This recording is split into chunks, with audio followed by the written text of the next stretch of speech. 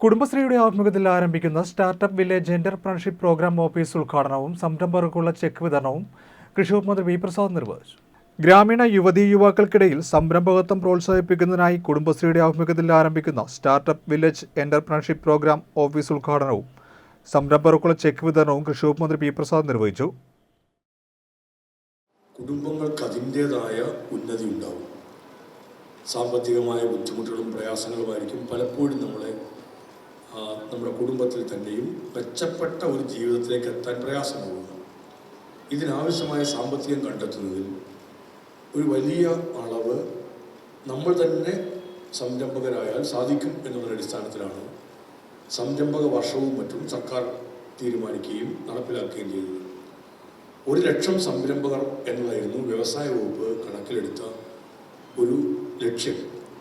1,00,000-ത്തിനപ്പുറത്തേക്കും 2,00,000-ത്തിനപ്പുറത്തേക്കും സംരംഭകരെ ഈ കേരളത്തിൽ ഉണ്ടാക്കാൻ കഴിഞ്ഞു. ചിലരെല്ലാം അതിൻ്റെ കുറ്റങ്ങളും കുറവുകളും തേടി പോകുന്ന തരത്തിലേക്ക് എത്തി. 1,00,000-ൽ ഒരെണ്ണം പോയാൽ ഉടൻ തന്നെ അത് പൊളിഞ്ഞിരിക്കുന്നു എന്നൊക്കെ പറഞ്ഞു. പക്ഷേ എന്നാൽ 1,00,000 2,00,000 ആയപ്പോൾ അതിനെക്കുറിച്ച് ആർക്കും പിന്നീട് മിണ്ടാട്ടമില്ല. സ്വാഭാവികമായിട്ടും ചിലപ്പോൾ ചില പ്രതിസന്ധികളിലൊക്കെയാവും. പ്രതിസന്ധികളിലൊന്നും പെട്ടുപോകാതെ എങ്ങനെയെല്ലാം അവരെ സഹായിക്കാൻ പറ്റും, അവിടെയാണ് കുടുംബശ്രീ ഒരു പുതിയ മാതൃകയുമായി രംഗത്തേക്ക് വരുന്നത്. ഞാൻ രഞ്ജിത്തിനോട് തന്നെ ചോദിച്ചു, എന്തെല്ലാമാണ് ഈ സ്റ്റാർട്ടപ്പുകൾ? എന്ത് കാര്യം വേണമെങ്കിലും ആകാം. വർക്ക്ഷോപ്പ് തുടങ്ങുന്നവരുണ്ട്, സ്പീഡ് ബോട്ടുമായി ടൂറിസം പരിപാടി നിൽക്കുന്നവരുണ്ട്, ഗാർമെൻറ്റിൻ്റെ അല്ലെങ്കിൽ തയ്യൽ സംവിധാനങ്ങൾ